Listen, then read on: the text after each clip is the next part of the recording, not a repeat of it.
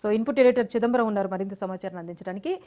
చిదంబరం గారు చెప్పండి, ఓవరాల్గా మనం ఇప్పటి వరకు కూడా అమీన్పూర్ వాసులు చెప్పిన దాని ప్రకారం చూసుకుంటే వాళ్ళకి సంబంధించి ఆక్యుపెన్సీ రైట్ సర్టిఫికేట్ తప్పిస్తే మా దగ్గర ఇంకొక ప్రూఫ్ లేదు. కానీ కొన్ని 40 ఏళ్లకు పైబడి మేము అక్కడ ఆ ప్రాంతంలో ఉంటున్నాం. సో మమ్మల్ని ఇప్పుడు ఎక్కడ బయటికి గెట్టేస్తారో, మాకు కూడా పూర్తిగా భూమి కాకుండా చేస్తారన్న ఆవేదన ప్రజల్లో వినిపిస్తోంది. కానీ కేవలం ఒక ఓఆర్సీతో ల్యాండ్ పూర్తిగా తమకే దక్కుతుందని చెప్పడానికి లీగల్గా ఉన్న ప్రొసీజర్స్ ఏంటి అసలు? మీరు ఎవరైనా లాయర్స్తో మాట్లాడటం జరిగిందా? కేవలం ఓఆర్సీతో ల్యాండ్ నిలబెట్టుకోవడానికి ఏమైనా అవకాశం ఉంటుందా?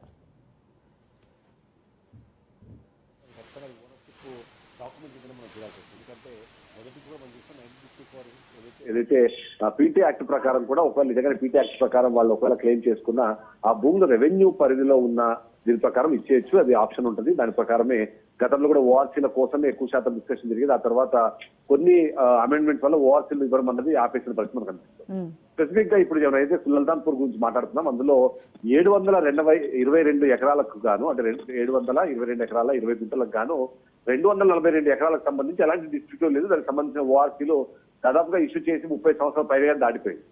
అయితే ఈ మిగిలిన ఏదైతే ఉన్నాయో 384 ఎకరాలు మాత్రం మొదటి నుంచి అది ప్రభుత్వ భూమా, లేకపోతే ఇనాందారుల భూమా, లేకపోతే దానికి ఏమైనా వేరే ఏమైనా డాక్యుమెంట్స్ ఉన్నాయన్న విషయంపైనే మొదటి నుంచి ఒక వివాదం అయితే నెలకొంది. ఆ వివాదాన్ని మాత్రమే కూడా ఇక్కడ అడ్వాంటేజ్ గా వాడుకునే ప్రయత్నము ఈ కేటుగాలు చేశారని మనం చెప్పాల్సిన అవసరం.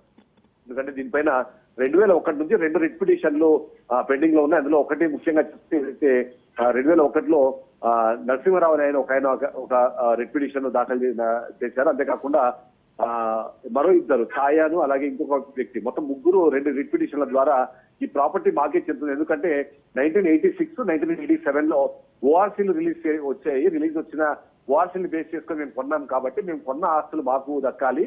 ఓఆర్సీలు క్యాన్సిల్ చేసి ఏదైతే ఇప్పుడు ఒక కన్ఫ్యూజన్ క్రియేట్ అయిందో ఆ కన్ఫ్యూజన్ నుంచి మమ్మల్ని బయటకు వెళ్ళని చెప్పేసి వాళ్ళు 2 రిట్ పిటిషన్లు దాఖలు చేశారు. ఆ 2 రిట్ పిటిషన్లు కూడా ఇప్పుడు స్టేటస్ కో అనేది మెయింటైన్ అవుతుంది. మనము ఎంఆర్ఓ మాట్లాడుతున్నప్పుడు కూడా ఎంఆర్ఓ చాలా క్లియర్ గా ఇది ప్రభుత్వ భూమి కాదు అనే ఒక స్టేట్మెంట్ ఇచ్చారు. కానీ టెక్నికల్లీ అది ప్రభుత్వ భూమి అవుతుంది. ఎందుకంటే ఏవైతే ఇనాందారుల కోసం ఏదైతే ఓఆర్సీలు రిలీజ్ చేశారో ఆ ఓఆర్సీలు బేస్ గా ఏదైతే క్రెడిట్ ట్రయల్ జరిగాయో అవేవి పని చేయవు అన్న విషయానికి సంబంధించి ఒక డిస్కషన్ జరిగింది. అందులో భాగంగానే మనం చూస్తున్నాము. అందులో భాగంగానే ఈ ఓఆర్సీలు చెల్లవు అని వచ్చిన తర్వాత అది ప్రభుత్వ భూమిగానే పరిగణింపబడుతుంది. అందుకనే స్టేటస్ కో మెయింటైన్ చేయాలి కాబట్టి అది ఇనాందార్ భూములు అవునా కాదా అన్నది కోర్టు ఈ నెల 27వ తారీఖున దానికి సంబంధించిన హియరింగ్ ఉంది. ఆ హియరింగ్ అయిన తర్వాత, ఫైనల్ హియరింగ్ తర్వాత ఒక డెసిషన్ ఇస్తుంది. అప్పటిదాకా వాటిని స్టేటస్ కో మెయింటైన్ చేయాల్సిన బాధ్యతని రెవెన్యూ డిపార్ట్మెంట్ కి ఇచ్చారు. ఆ రెవెన్యూ డిపార్ట్మెంట్ కూడా దాన్ని కొనసాగిస్తోంది. ఇప్పుడు ఏదైతే 242 ఎకరాలకు సంబంధించిన ఓఆర్సీలు ఉన్నాయో ఈ ఓఆర్సీలు క్యాన్సిల్ చేసిన తర్వాత ఆ ఓఆర్సీలకు సంబంధించి 242 ఎకరాల ఏదైతే వివాదం లేని భూమి ఉందో వాళ్ళు కూడా ఇవాళ భయపడే పరిస్థితి ఉంది. ఎందుకంటే గతంలో ఏదైతే మనం చెప్తున్నామో ఈ ఓఆర్సీని బేస్ చేసుకుని 2001లో కొన్న భూమి నేపథ్యంలో కూడా ఆ వాటిని బేస్ చేసుకుని అక్కడ ఎవరే కానీ వేరే గ్రామస్తులు కానివ్వండి ఇతరులు ఎవరిని ఆ ప్రాపర్టీలోకి ఎంటర్ అవ్వకుండా ఆపిన ఫ్యూచర్ లో మమ్మల్ని కూడా ఇలా ఆపుతారేమో ఒక అనుమానమో లేకపోతే ఆ భయం మాత్రమే వీళ్ళు ఇప్పుడు వెంటాడుతోంది. దీనికి తోడు ఎప్పుడూ లేనిది అంటే గత కొన్ని సంవత్సరాలుగా ప్రాపర్టీ ఎప్పుడు వేకెంట్గా ఉండే ప్రాపర్టీ కాస్త డెవలప్మెంట్లు అవ్వడము, అక్కడ రోడ్లు వేయడము, వాటిని అంటే నోటరీల ద్వారా అమ్మకానికి ప్రయత్నాలు చేయడము, ఆ అమ్మకాలకు సంబంధించి ప్రజల నుంచి రెస్పాన్స్ రావడం, కొద్దిమంది వాటిలో కొని అందులో రూములు నిర్మించుకొని దానికి సంబంధించి, ఎందుకంటే మనం చూస్తాము అందులో చాలా క్లియర్గా కనిపిస్తుంది. ఎవరైనా సరే రెవెన్యూ ల్యాండ్, అది ప్రభుత్వ భూమి కానివ్వండి లేకపోతే ప్రైవేట్ ల్యాండ్కి సంబంధించి ఏదైనా డిస్ప్యూటెడ్ ల్యాండ్ లో మీరు చెప్పినట్టుగా ఇప్పుడు రెవెన్యూ పరిధి వరకు తీసుకుంటే కనుక ఓఆర్సీ ఉన్న ఎవరైతే ఇప్పుడు లోకల్ పీపుల్ ఉన్నారో వాళ్ళకి భూమిని స్వాధీనపరుచుకునేందుకు అవకాశం అయితే ఉంటుంది. కాకపోతే వీటిపైన మళ్ళీ అప్పీల్స్ ఉన్నాయి, స్టేటస్ ఉన్నాయి కనుక వీటికి సంబంధించి అయితే కనుక ఒక క్లారిటీ వస్తే వాళ్ళకి ఆ భూమి దక్కే అవకాశం ఉంటుంది. ఇది లీగల్ గా ఉన్న ఒక పాయింట్. సో ఇప్పుడు 242 ఎకరాలకు సంబంధించి ఏం ఇష్యూ లేదు. ఎందుకంటే 242 ఎకరాలకు సంబంధించి వీళ్ళ భయం మాత్రమే. ఏదైతే 382 దానిలో 432 ఎకరాలకు సంబంధించి ఒక ఓఆర్సీని గతంలో రిలీజ్ చేశారు. అది 1986లో జరిగింది. 1987లో మరొక 93 ఎకరాలకు సంబంధించి మరొక ఓఆర్సీ రిలీజ్ అయింది. ఆ 2 ఓఆర్సీలకు సంబంధించి మాత్రమే స్టేటస్ కో మెయింటైన్ అవుతోంది. దానికి సంబంధించి ఎలాంటి క్రయ విక్రయాలు జరగకుండా ఉండేందుకు అవసరమైన అక్కడ సంబంధించిన తీర్పులు ఉన్నాయి. కాబట్టి దానికి వరకు మాత్రమే టెన్షన్ పడాలి. 242 ఎకరాలకు సంబంధించి ఎలాంటి టెన్షన్ పడాల్సిన అవసరం లేదు. బట్ వాళ్ళు ఓన్లీ భయపడుతుంది ఏంటంటే ఆ ఓఆర్సీలు ఉన్న తర్వాత కూడా మా ఓనర్షిప్ని ఎవరైతే ఇప్పుడు కబ్జాదారులు ఉన్నారో, ఎవరైతే కేటుగాళ్ళు ఉన్నారో వాళ్ళు దాన్ని యాక్సెప్ట్ చేయకుండా మా భూముల్లోకి మమ్మల్ని వెళ్లకుండా ఆపుతున్నారు అనేది మాత్రమే ఇప్పుడు వాళ్ళ భయంగా మనం చూడాల్సిన అవసరం అయితే కనిపిస్తుంది. సో ఆ ఎక్విరెన్స్ అయితే ఒక ఎష్యూరెన్స్ అయితే ఎంఆర్ఓ దగ్గర నుంచి మనం క్లియర్గా ఇవ్వచ్చు. లోకల్ పీపుల్కి సంబంధించి ఓఆర్సీస్ ఎవరైతే ఉన్నాయో వారంతా కూడా ప్లేసెస్ సంబంధించి ఎలాంటి ఇబ్బంది ఉండదు అనేది ఒక క్లారిటీ ఇవ్వచ్చు. సో రిమైనింగ్ ల్యాండ్కి సంబంధించి ఇప్పుడు స్థానికులు ఒక ఆరోపణలు చేస్తున్నారు. ఈ ఆరోపణలకు సంబంధించి కూడా ఒక ప్రధాన మంత్రికి సంబంధించిన అనుచరులు అక్కడ ఉన్నారు, వాళ్ళు రియల్టర్స్ని పారిశ్రామికవేత్తని భయపెట్టే ప్రయత్నం చేస్తున్నారన్న ఆరోపణ కూడా వాళ్ళు తీసుకొస్తున్నారు. సో దీనికి సంబంధించి ఏమైనా గవర్నమెంట్ నుంచి ఏమైనా రెస్పాన్స్ ఏమైనా వచ్చిందా, లేకపోతే ఎవరో ఈ పర్సన్ మీద ఎవరైతే అలిగేషన్స్ వస్తున్నాయో వీటికి సంబంధించి ఆయన రెస్పాండ్ అవ్వాల్సిన అవసరం ఉందా లేదా?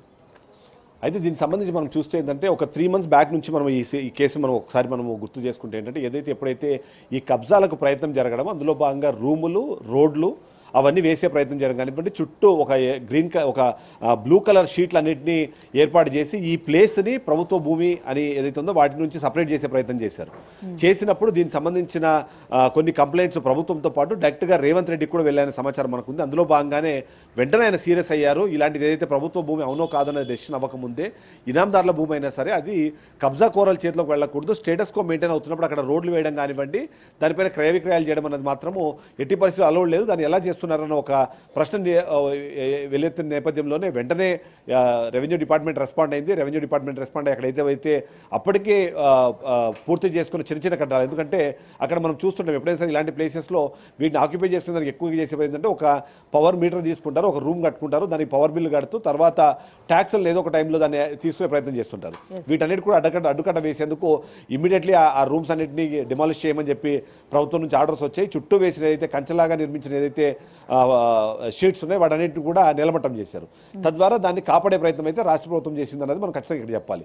అయితే ఎవరైతే మంత్రి ఉన్నారో ఆ మంత్రి ఇప్పటి వరకు కూడా ఎవరైతే దామోదర రాజనరసింహ పేరు విరివిగా మనకు వినిపిస్తోంది, ఆయన హయాంలోనే ఆయన అనుచరులు మాత్రమే దీన్ని మొత్తాన్ని నడిపిస్తున్నారు. అంతేకాకుండా ఎంఆర్ఓ కూడా మనకు చెప్పిన మాటలో చాలా క్లియర్గా చెప్పారు, సాదిక్ అనే వ్యక్తి మేము అక్కడ వెళ్ళినప్పుడు అక్కడ ఉన్నారు, ఆయన మీద మేము ఆల్రెడీ ఎఫ్ఐఆర్ కూడా నమోదు చేసాం, ఏదైతే ల్యాండ్ గ్రాబింగ్ యాక్ట్ ఉందో దాని ప్రకారం ఆయన మీద కేసులు కూడా నమోదు చేశామని చెప్పారు. వాళ్ళందరూ కూడా దామోదర రాజనరసింహ అనుచరులుగా చెప్పుకుంటూ వాళ్ళు అక్కడ చేస్తున్నారు. ఒకవేళ నిజంగానే వాళ్ళు అనుచరులు అయితే వెంటనే వాళ్ళని ఆపాల్సిన బాధ్యత కానివ్వండి, అది జరగకుండా చూడాల్సిన బాధ్యత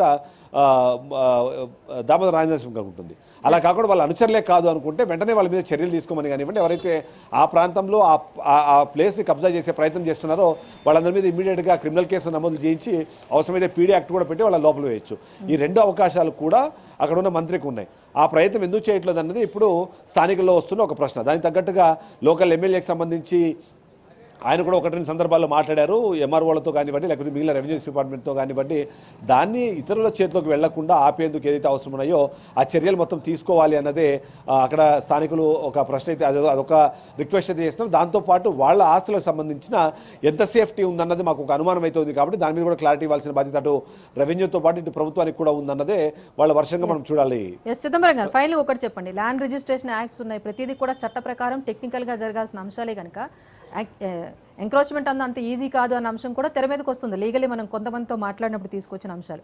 సో సర్వే నెంబర్ ఏదైతే 30/2 గురించి చెప్తున్నారు, ఇందులో ఒకవేళ నిర్మాణాలు చేపట్టాల్సి వచ్చినా కూడా లిమిటేషన్స్కి ప్లానింగ్కి సంబంధించి కూడా సపరేట్గా ఒక సర్వేయర్తో పాటు అగ్రిమెంట్స్ కూడా ఉండాల్సి ఉంటుంది. ప్రతిదీ ఒక క్లారిటీగా టెక్నికల్గా వెళ్లాల్సిన అంశాలే. సో ఇప్పుడు ఏదైతే వాళ్ళు స్థానికులు ఆరోపిస్తున్నారో ఈ షెడ్స్ వెలిసాయని చెప్పేసి లేకపోతే ఏదో ఆక్రమణ జరిగిపోతుంది ఒక భయాందోళన అయితే వ్యక్తం చేస్తున్నారు, ఈ విషయంలో అయితే ప్రభుత్వం అయితే ఫుల్ క్లారిటీ ఇవ్వాల్సి ఉంది. లేదా పర్టికులర్ సర్వే నెంబర్ 30/2కి సంబంధించి ఈ ఎవరైతే రెవెన్యూ అధికారులు ఉన్నారో వీరు ఒక పూర్తి వివరణ అయితే ప్రస్తుతం అక్కడ ప్రజలకు ఇవ్వాల్సి ఉంది. అట్ ద సేమ్ టైం ఇనాం భూములకు సంబంధించి కనుక ప్రభుత్వానికి కూడా ఒక క్లారిటీ అయితే ఇవ్వాల్సిన అంశం అయితే ఉంది. సో దీనిపైన ప్రభుత్వ అధికారులు ఏమైనా రెస్పాండ్ అయ్యారా? ఈ దీనికి సంబంధించి కన్క్లూజన్గా ఏం చెప్తారు? ప్రభుత్వ అధికారులు చాలా సింపుల్గా ఒకటే మాట చెప్తున్నారు, అది ప్రభుత్వ భూమి కాదు. ఎందుకంటే ఇనాందారుల భూమికి సంబంధించి గతంలో ఏదైతే ఆర్డీఓ ఇచ్చిన ఏవైతే అంతకుముందు ఇచ్చిన ప్రొసీడింగ్స్ ఉన్నాయో వాటిని మాత్రం ఇప్పటిదాకా కన్సిడర్ చేస్తుంది. ఎందుకంటే అది 1986-87లో జరిగింది. ఆ తర్వాత 1993లో ఒకసారి దీనికి సంబంధించి ఏదైతే ఒక కమిటీ కూడా వేశారు. ఎందుకంటే దీనికి సంబంధించి ఒక ఇంట్రెస్టింగ్ పాయింట్ మనం చూడాలి. ఎందుకంటే ఆ ఇంట్రెస్టింగ్ పాయింట్ ఏంటంటే దీని మీద అసెంబ్లీలో డైరెక్ట్గా చర్చ జరిగింది.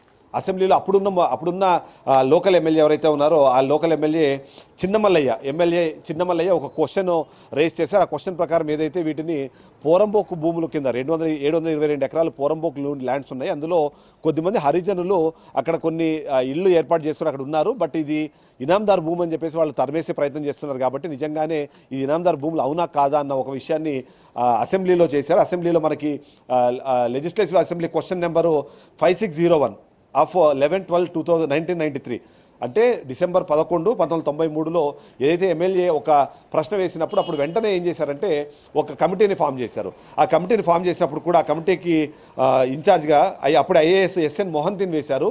ఎస్ఎన్ మోహంతిని మొత్తం దాని మీద చాలా గ్రౌండ్ లెవెల్కి వెళ్ళి తను మొత్తం అంతా వెరిఫై చేసిన తర్వాత ఇందులో ఇర్రెగ్యులారిటీస్ ఉన్నాయి, ఇల్లీగల్ కన్స్ట్రక్షన్ సంబంధించిన విషయాలు ఉన్నాయి. కాబట్టి ఇది ఇనాందారు భూములకు సంబంధించి, ఎందుకంటే ఇనాందారుల భూములకు సంబంధించి ఏదైతే వీళ్ళు చెప్తున్న ముఖద్నామా 1392 ఏదైతే 1352 ఏదైతే ఉందో, సారీ 1332 ఏదైతే ఉందో అది 1352లో రాశారు. ఆ తర్వాత 1952లో ఏదైతే కాసరా పహానీలు వచ్చాయి, కాసరా పహానీల వరకు ఒక్క సంవత్సరం కూడా ఎవరైతే ఈ ఇనాందారులు ఉన్నారో వాళ్ళు దాని మీద కబ్జాలో లేరు కాబట్టి అది వాళ్ళకి వర్తించదు అనే ఒక ఫైండింగ్స్ ఇచ్చారు. ఆ ఫైండింగ్స్ ఇచ్చినప్పుడు వెంటనే దానికి సంబంధించి ముందుకెళ్ళినప్పుడు జాయింట్ కలెక్టర్ అప్పుడు దాన్ని ఏదైతే ఆర్డీఓ అంతకుముందు ఇచ్చిన విషయాలకు సంబంధించి దాన్ని కొట్టివేస్తూ దాన్ని క్వాష్ చేస్తూ ఒక డెసిషన్ ఇచ్చారు. ఆ డెసిషన్ ఇచ్చేటప్పుడు కూడా 4/10/1993లో జాయింట్ కలెక్టర్ ముందు ఏదైతే ఉన్నాయో దాన్ని బేస్ చేసుకొని మొత్తం అంటే ఆ రోజు ఉన్న ప్రొసీడింగ్ నెంబర్ B4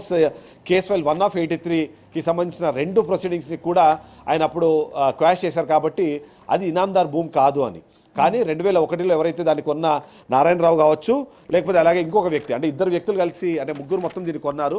అందులో ఎవరైతే నారాయణరావు అనే వ్యక్తి కానివ్వండి, రాజన్న లోహదే అలాగే ఛాయా లోహదే అని ఈ ముగ్గురు ఈ స్థలాన్ని కొన్నారు. ఆ స్థలానికి సంబంధించి వాళ్ళు కోర్టుకు వెళ్ళినప్పుడు కూడా వాళ్ళు ఆ కోర్టుకు వెళ్ళినప్పుడు అంటే 2001లో కోర్టుకు వెళ్ళారు.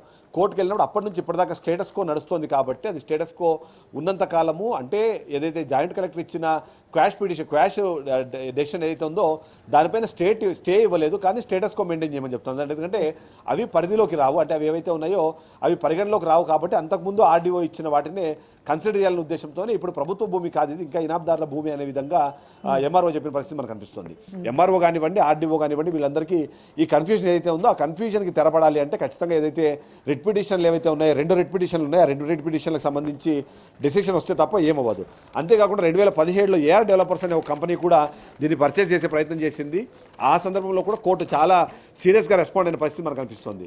ఆ సందర్భంలో కూడా ఆల్రెడీ దీని మీద స్టేటస్ కో ఉన్నప్పుడు మీరు ఎలా రిజిస్ట్రేషన్ చేస్తారంటూ సంగారెడ్డి రిజిస్ట్రార్ కానివ్వండి మిగిలిన వాళ్ళకు కూడా ప్రశ్నించిన పరిస్థితి మనకు కనిపిస్తుంది.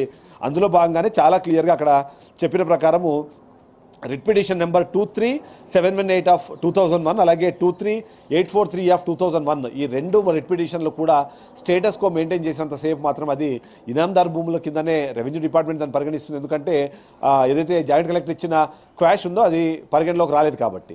బట్ ఒకసారి ఈ నెల 27వ తారీఖున హియరింగ్ ఉంది, అది ఒకవేళ ఫైనల్ హియరింగ్గా మారి ఒక 2-3 నెలల్లో ఒకవేళ దాని మీద నిజంగానే హైకోర్టు కానీ తన వెర్డిక్ట్ని చేస్తే అప్పుడు అది ఇనాందార్ భూములా లేకపోతే ప్రైవేట్ ల్యాండ్స్ అన్నది.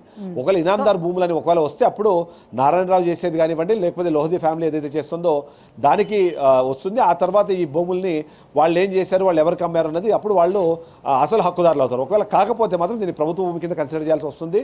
ప్రభుత్వ భూమి అయితే మాత్రం దీని మీద జరిగిన క్రయ విక్రయాలు కానివ్వండి ఇప్పటివరకు జరిగిన మొత్తం అన్ని కూడా క్యాన్సిల్ అయిపోతాయి. ఇక ఏదైతే మీరు అన్నట్టుగా కోర్ట్ వర్డిక్ట్ ఇప్పుడైతే ఎక్కడ నిర్మాణాలు చేపట్టడానికి అయితే అవకాశం లేదు కనుక ఇప్పుడు స్థానికులు ఏవైతే అంశాలు లేవనెత్తున్నారో దీనిపైన అయితే అధికారులు దృష్టి పెట్టాల్సిన అవసరం అయితే ఉంది. సో మరి కోర్ట్ వర్డిక్ట్ ఎలా ఉంటుందో కూడా చూద్దాం. Thank you Chidambaram.